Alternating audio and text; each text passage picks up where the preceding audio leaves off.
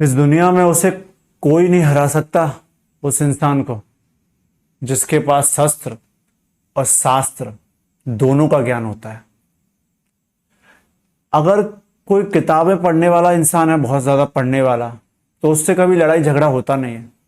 और जो लड़ाई झगड़ा करने वाला इंसान होता है, उससे कभी पढ़ाई नहीं हो पाती है।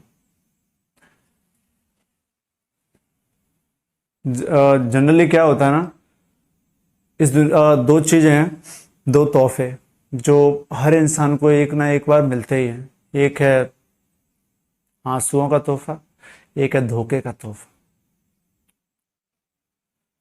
जो शारीरिक रूप से कमजोर होते हैं वो मार खाते हैं, पिटते हैं, आंसुओं का तोहफा मिलता है। जो मानसिक रूप से कमजोर होते हैं, पढ़ने में ज्यादा वो नहीं है, तो उनको कोई भी बेवकूफ बना देता है, कभी भी उन्हें धोखा मिल जाता है। अब मैंने जो अनुभव किया है वही बता रहा हूँ। पहले मैं भी यही था, सिर्फ मानसिक ज्ञान पे ही हमेशा फोकस किया, हमेशा। कभी शारीरिक बल की तरफ ध्यान ही नहीं दिया। मैं सोचता था कि पढ़ाई लिखाई सब कुछ होती है, लेकिन धीरे धीरे एहसास हुआ कि इस दुनिया में जो शस्त्र और शास्त्र दोनों में पारंगत होता है ना, उसे कभी कोई नहीं हरा सकता। कोई भी नहीं, इस दुनिया में कोई नहीं हरा सकता उसे। जो शस्त्र में पारंगत होगा उसे कभी कोई रुला नहीं सकता, और जो शास्त्र जानता है उसे कभी कोई धोखा नहीं दे सकता। और यही दो चीजों से बचना है, आंसुओं से, धोखों से। तो मानसिक बल के साथ साथ शारीरिक बल पर भी ध्यान देना चाहिए। शारीरिक बल का मतलब नहीं कि आप जिम ज्वाइन कर लो, नहीं।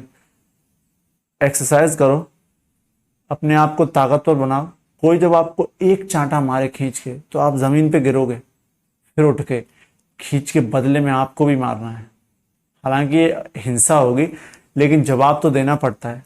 अगर बार बार दुनिया के ताने या दुनिया की मार सहते रहोगे ना, तो पलट के वार कब करोगे। उसको भी ये एहसास होना चाहिए कि भाई गलत बंदे से पंगा ले लिया। तो शारीरिक और मानसिक बल दोनों में पूरी तरह से पारंगत रहो। यकीन मानना, आपको इस दुनिया में कोई नहीं हरा पाएगा। मानसिक बल आपको ताकत देगा लोगों को समझने की, ताकि आपको धोखा ना मिले। और जो शारीरिक बल है वो आपको ताकत देगा, ताकि आपको कोई रुला ना पाए, आपको कोई दबा ना पाए। ताकत हासिल करने का मतलब नहीं कि आप किसी पर भी रौब जमाने लग जाओ या किसी को दबाने लगो।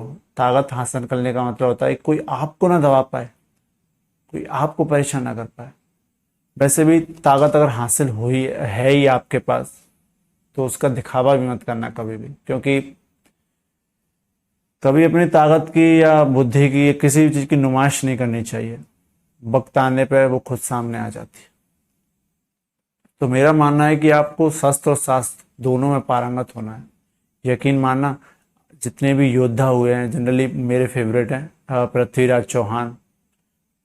शस्त्र शास्त्र दोनों में पारंगत। संभाजी महाराज, मतलब क्या इंसान है वो। आप इतिहास में देखना, भारत के जितने भी शासक थे ना, दोनों के दोनों शस्त्र और शास्त्र दोनों में पारंगत थे। तो देखो आप, दोनों से, मानसिक बल से भी ताकतवर, शारीरिक बल से भी ताकतवर। तो शस्त्र और शास्त्र दोनों में पारंगत बनो। यकीन मानना, कोई भी धोखा नहीं दे पाएगा, ना ही कोई रुला पाएगा। आज जिसने आपको मारा है, पीटा है,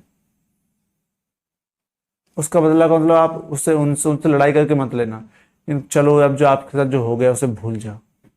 अब अपने आप को ऐसा बनाना है कि शारीरिक और मानसिक बल दोनों से ताकतवर बनाना है। जो तो दो तोहफे जो दुनिया में सबको मिलते हैं, मैं दुआ करूंगा कि वो आपको कभी ना मिले। इसलिए पहले से तैयार रहो। वैसे भी भरोसा नहीं है ना, कुछ भी कभी भी हो सकता है। तो शस्त्र और शास्त्र दोनों में पारंगत बनो। उसके बाद देखना दुनिया आपके कैसे, मतलब सल्यूट करेगी कि भाई मानसिक और शारीरिक दोनों में अव्वल है। ठीक है।